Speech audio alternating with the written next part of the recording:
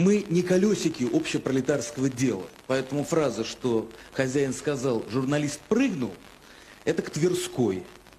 Журналист всегда независимый человек, тем более журналисты новой формации. Поэтому я требую уважения к нашей профессии, уважения к нашим коллегам.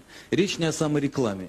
Речь о том, что у нас есть обязательства, в том числе и перед журналистами НТВ.